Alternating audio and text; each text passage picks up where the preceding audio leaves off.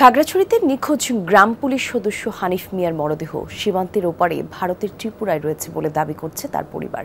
ঘরে এখন কান্নার রোল। দুদিন ধরে নিখোঁজ ছিলেন হানিফ। সামাজিক যোগাযোগ মাধ্যমে ছড়িয়ে পড়া ভিডিওতে দেখা যায় মরদেহটি আদৌ হানিফের কিনা কিংবা ওখানে কিভাবে গেলেন সে বিষয়টি এখনো নিশ্চিত নয় বলে জানিয়েছেন স্থানীয় প্রশাসন। মাটিরাঙ্গার তবলছড়ি ইউনিয়ন পরিষদের গ্রাম পুলিশ সদস্য হানিফ মিয়ার বাড়িতে এখন কান্নার রোল। স্বজনদের আহাজারিতে ভারী হয়ে উঠেছে আশপাশের পরিবেশ। পরিবারের সদস্য ও স্থানীয়দের দাবি, শুক্রবার বিকেলে সামাজিক যোগাযোগ মাধ্যমে ভারতের ত্রিপুরায় পড়ে থাকা একজনের মরদেহের ভিডিও ছড়িয়ে পড়ে।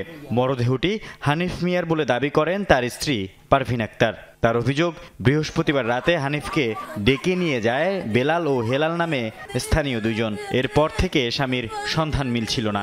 বেলাল আর হেলাল এই দুজনে ফোন করছে যাওয়ার জন্য। কেন কি জানি কেন আমার ডাকতেছে, আমি একটু যাই, আমি চলে আসবো, বেশি দেরি করবো না। ওনাকে নাকি মেরে ফেলছে, কে বা কারা মেরে ফেলছে আজও পর্যন্ত তার সন্ধান পাইনি। তবে কিভাবে সীমান্তের ওপারে মরদেহ মিলল তা জানা যায়নি। মরদেহটি আদৌ হানিফের কিনা তদন্তের পর নিশ্চিত হওয়া যাবে বলে জানিয়েছে স্থানীয় প্রশাসন। উপজেলা নির্বাহী কর্মকর্তা ও পুলিশ নিহত হানিফের বাড়িতে গিয়ে স্বজনদের সাথে কথা বলেন। কতটুকু সত্য আপনার স্বামী কিনা এটার বিষয়েও এটা তো আপনি বলতেছেন, এখনো তো ধরেন নিশ্চিত হওয়া যাচ্ছে না। তো ওইটা নিয়ে আমরা বিজেপির সাথেও যোগাযোগ করছি। গ্রাম পুলিশের পাশাপাশি কৃষিকাজ করে 9 সদস্যের সংসার চালান হানিফ মিয়া।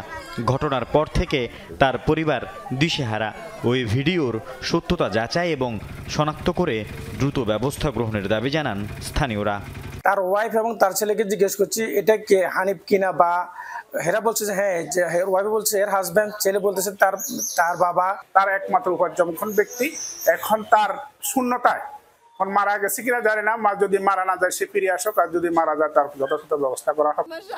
আল আমিন শিকদার, যমুনা নিউজ।